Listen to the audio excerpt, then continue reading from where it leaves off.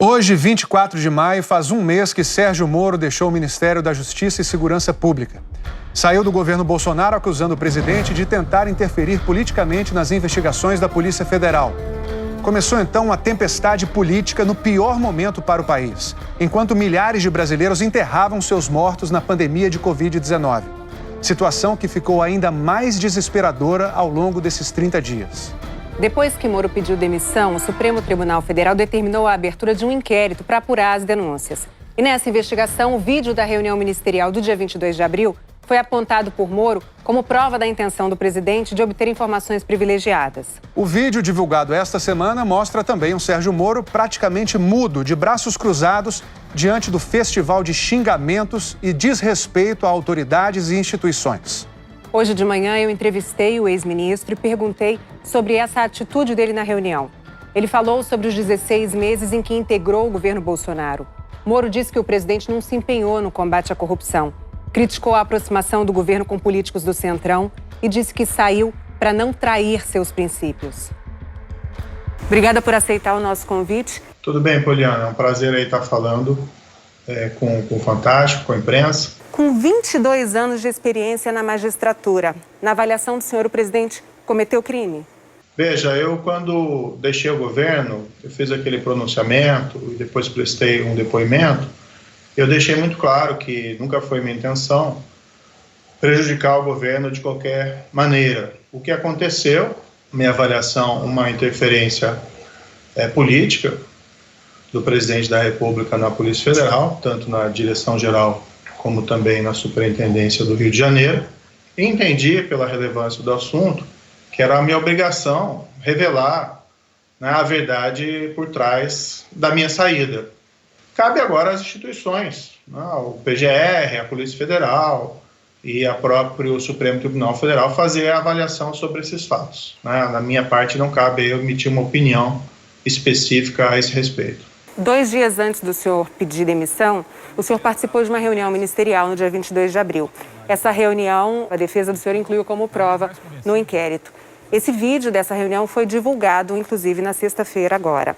Horas antes dessa reunião, o presidente Bolsonaro mandou uma mensagem para o senhor que eu vou ler aqui agora. Moro, D'Aleixo sai esta semana, está decidido. Você pode dizer apenas a forma, a pedido ou ex officio. D'Aleixo era o então diretor-geral da Polícia Federal, nomeado pelo senhor. O senhor respondeu para o presidente que precisava conversar pessoalmente com ele, presidente, sobre o assunto. Como é que foi? O senhor teve essa conversa, tentou fazer com que o presidente mudasse de opinião? Ele mandou essas mensagens, de fato, né, no dia 22, dizendo, olha, vai trocar de qualquer jeito, você escolhe apenas a forma.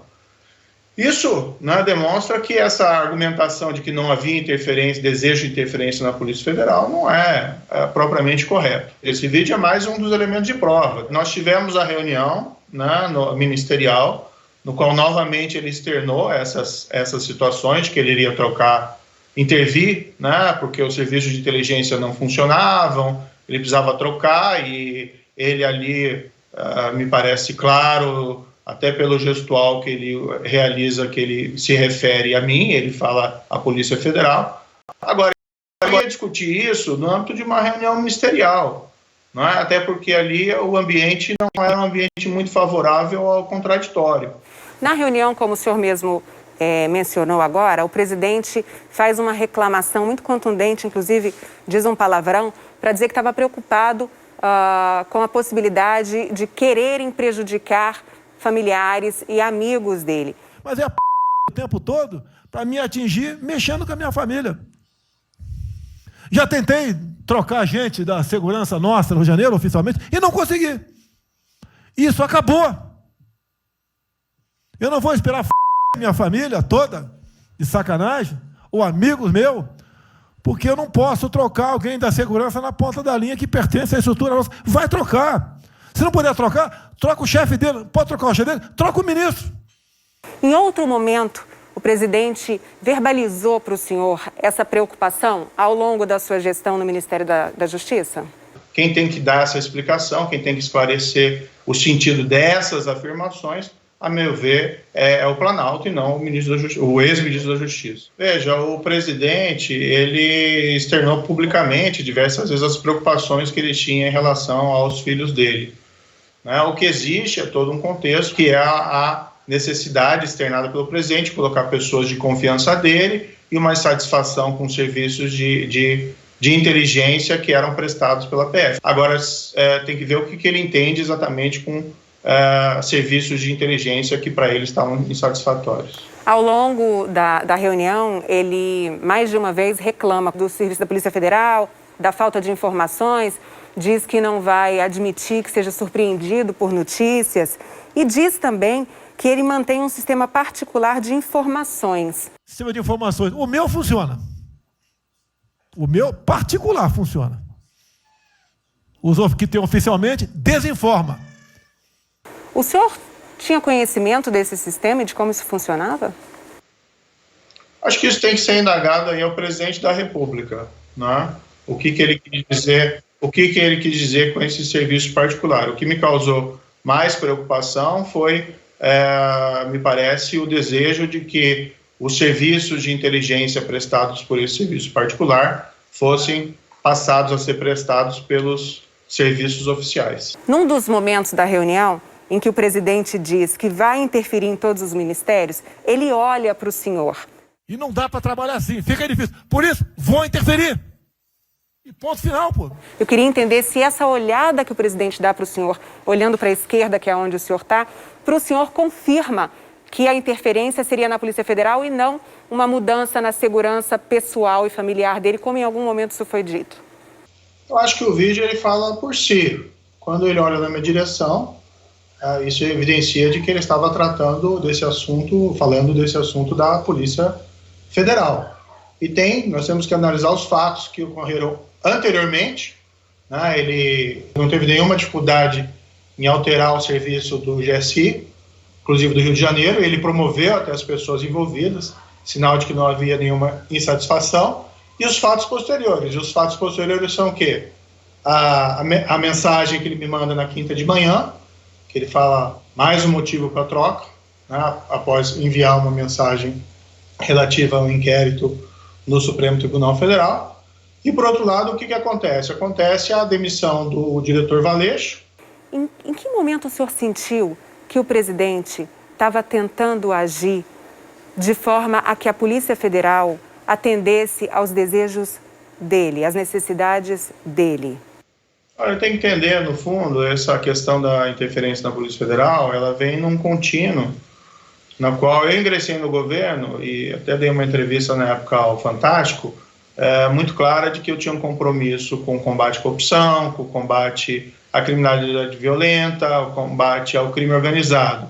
E, em parte, isso foi realizado, especialmente a criminalidade violenta e o combate ao crime organizado. O que eu entendi, no entanto, é que essa agenda anticorrupção, e me desculpem aqui os seguidores do presidente se essa é uma verdade inconveniente, mas essa agenda anticorrupção não teve um impulso por parte do presidente da República para que nós implementássemos. Então, nós tivemos lá, por exemplo, a transferência do COAF, do Ministério da Justiça, não houve um empenho ali do Planalto para que fosse mantido no âmbito do Ministério da Justiça. Depois houve o projeto anticrime, que não houve, a meu ver, um apoio adequado por parte do Planalto. Houve lá a mudança do entendimento da execução em segunda instância, depois foi apresentada uma proposta de emenda constitucional para restabelecer a execução em segunda instância, que é algo muito importante contra a corrupção. Não houve uma palavra do presidente da República em apoio. Então, essa interferência na Polícia Federal, a meu ver, ela vem no âmbito de um contínuo, não é, em que eu vi essa agenda anticorrupção ser cada vez mais esvaziada. E, recentemente, nós vimos essas alianças, né, que estão realizadas com políticos que não têm um histórico totalmente assim, positivo dentro da história, né, da administração pública. É certo que é preciso ter alianças no parlamento para conseguir aprovar projetos. Então, eu acabei entendendo, né, com essa interferência que, olha, não faz sentido eu permanecer no governo. Até porque, né, qual que era a minha percepção? O governo se vale da minha imagem, que eu tenho esse passado de combate firme contra a corrupção, e, de fato, o governo não está fazendo isso, não está fortalecendo as instituições para o combate à corrupção. Por que o senhor não saiu antes?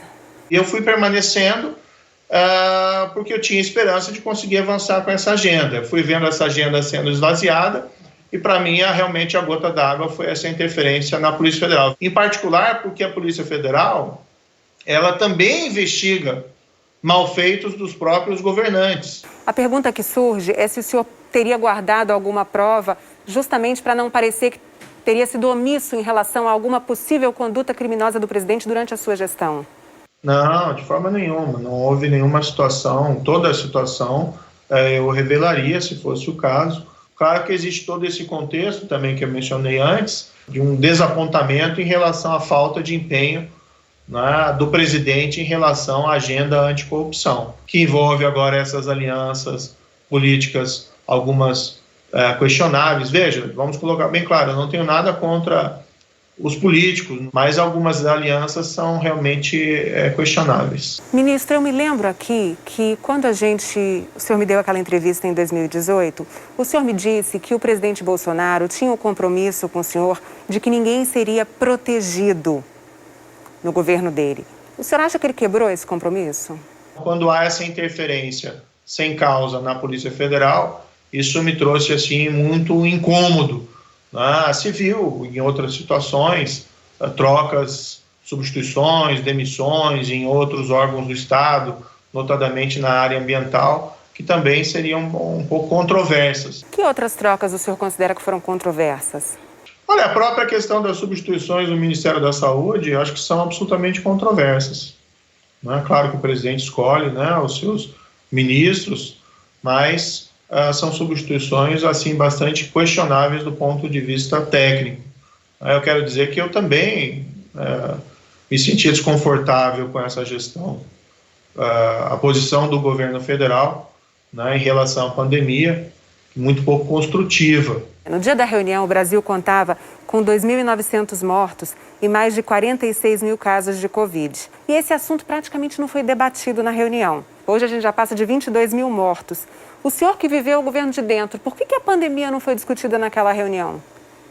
Essa é uma questão que deveria ser dirigida principalmente ao presidente da República. O presidente da República tem uma posição negacionista em relação à pandemia. Houve um debate também sobre a questão de prisão, no caso de infração, descumprimento de isolamento e de quarentena. Teve alguns episódios, que foram até noticiados, de algumas pessoas que foram presas por violação de isolamento de quarentena, e eu sempre externei, a minha posição é que a prisão deve ser evitada ao máximo. Isso deve ser objeto de diálogo, deve ser objeto de convencimento, mas existe uma possibilidade legal da prisão porque é um crime previsto, uma infração penal prevista no artigo 268 do Código Penal. O presidente Bolsonaro insultou ali na reunião prefeitos e governadores por justamente adotarem o isolamento. O senhor acha que esse assunto, a posição do senhor pró-isolamento, aumentou o clima de tensão, o choque entre o senhor e o presidente Bolsonaro? Dentro do governo, eu lembro de várias reuniões que eu participei, isso pode ser dito melhor pelo ministro Mandetta, e que foi alertado o risco de que houvesse essa escalada de mortes. E, no entanto, me parece que falta um planejamento geral por parte do governo federal em relação a essas questões. Agora, eu acho que a minha lealdade ao próprio presidente demanda que eu me posicione com a verdade, com o que eu penso, e não apenas concordando com a posição do presidente. Se for assim, não precisa do ministro, precisa de um papagaio. Em nenhuma circunstância se pode concordar com essa, vamos dizer assim, que o armamento sirva de alguma forma para que as pessoas possam se opor de forma armada contra medidas sanitárias. Mas foi justamente isso que o presidente Bolsonaro defendeu na reunião, que a população fosse armada, inclusive com o intuito de se rebelar contra governadores e prefeitos. E o senhor estava ali presente. Sim, mas veja, não há espaço ali dentro dessa reunião, isso me pareceu muito claro, Não existe um espaço ali para o contraditório. No dia seguinte, saiu uma portaria assinada pelo senhor e pelo ministro da Defesa, aumentando a possibilidade do cidadão comprar munição de 200 cartuchos por mês para 550 por mês. Essa atitude do senhor foi resultado dessa pressão que o presidente fez na reunião? Certamente. Eu não queria também que isso fosse utilizado como um subterfúgio para desviar a questão da Polícia Federal, da interferência na Polícia Federal. O senhor achou que valia a pena a troca? Olha, isso veio um pedido do presidente e eu entendi naquele momento que não tinha condições de me opor a isso porque já existia essa querela envolvendo a Polícia Federal. Não foi a primeira reunião ministerial que o senhor participou. Elas tinham sempre aquele ambiente, aquele tom de xingamentos e ameaças que a gente viu no vídeo? Eventualmente, nessas reuniões, tinham algumas discussões veementes, né? O tom, no entanto, a meu ver, houve uma subida desse tom nos últimos meses. Ameaças, defesas de medidas ilegais. São questões aí que devem ser ditas por outros, a meu ver, né? É que o senhor ficou lá 1 ano e 4 meses, né, ministro? Bom, verdade. Durante essa reunião foram quase 2 horas. O senhor falou somente por 2 vezes. O senhor passou quase o tempo todo de braços cruzados, calado. Por quê? Quanto às questões relativas à interferência na Polícia Federal, eu tinha uma reunião com o presidente na quinta-feira, no dia seguinte. E, sinceramente, eu acho que esses assuntos eram mais apropriados de ser discutidos numa reunião entre eu e o presidente. Mas aí, durante a reunião, o ministro da Educação diz, por exemplo, eu, por mim, botava esses vagabundos na cadeia, começando pelo STF. O senhor, que já foi juiz, se calou. Por quê? Eu não sou presidente da reunião.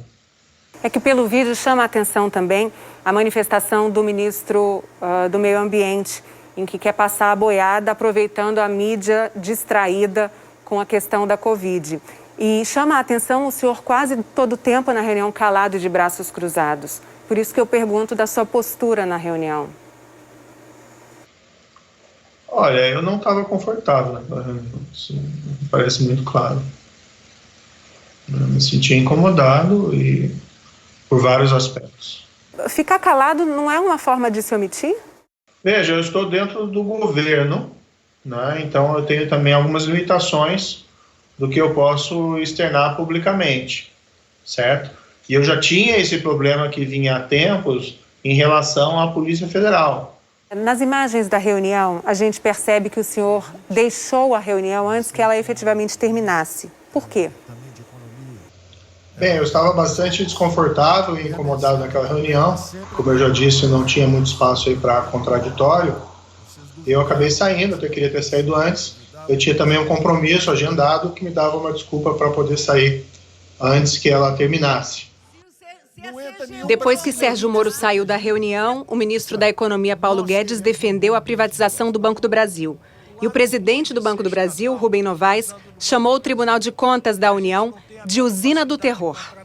O senhor não pode dizer que as atitudes do presidente Bolsonaro hoje são diferentes das que ele demonstrou ao longo da carreira dele parlamentar no Congresso, durante 28 anos. Se o senhor disse que o senhor não queria sujar a biografia do senhor, por que lá atrás o senhor aceitou o convite? Porque eu entendi que eu tinha uma missão importante a realizar. O senhor se arrepende?